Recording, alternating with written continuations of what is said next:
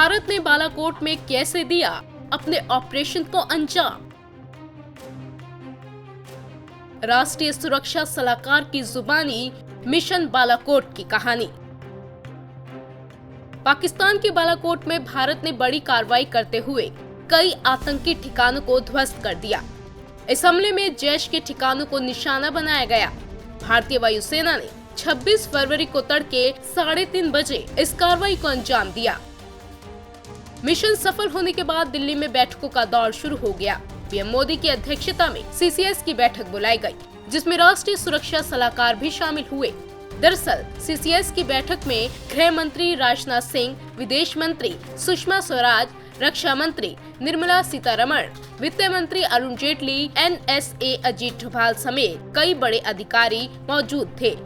बैठक में एनएसए अजीत डोभाल ने सीसीएस सदस्यों को बताया कि इस कार्रवाई में जैश-ए-मोहम्मद के शीर्ष 25 कमांडरों को मार गिराया गया है।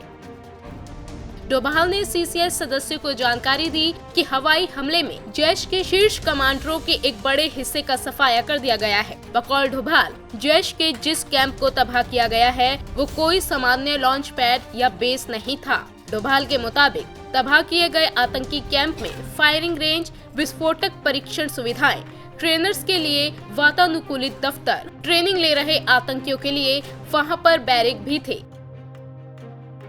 कैंपों में स्विमिंग पूल, मनोरंजन केंद्र जैसी सुविधाएं भी थी। इन सुविधा को सेना और आईएसआई की मदद से मुहैया कराया जा रहा था।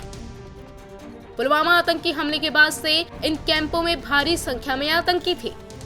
भारत ने बालाकोट में आतंकियों के उन ठिकानों पर हमले किए जहां 42 आत्मघाती हमलावरों को प्रशिक्षित किया जा रहा था।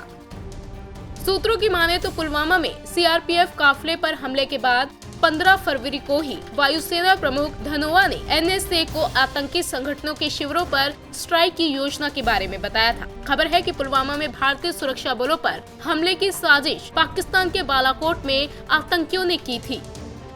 बालाकोट में एयर स्ट्राइक की एक दूसरी वजह ये भी रही क्योंकि पाकिस्तान की सेना नियमित तौर पर इस इलाके में आतंकियों को प्रशिक्षित करती है ताकि भारत के खिलाफ हमला किया जा सके। भारत की खुफिया एजेंसियों को आतंकियों की ऐसी सूची हाथ लगी जिससे साफ होता है कि 42 आत्मघाती हमलावरों को ट्रेनिंग दी जा रही थी। खुफिया एजेंसियों को अपने सूत्रों से जानकारी मिलने के बाद इस हमले की तैयारी की गई और फिर 26 फरवरी को एयरफोर्स ने इसे बखूबी अंजाम दिया। इंडिया न्यूज़ वायरल की रिपोर्ट।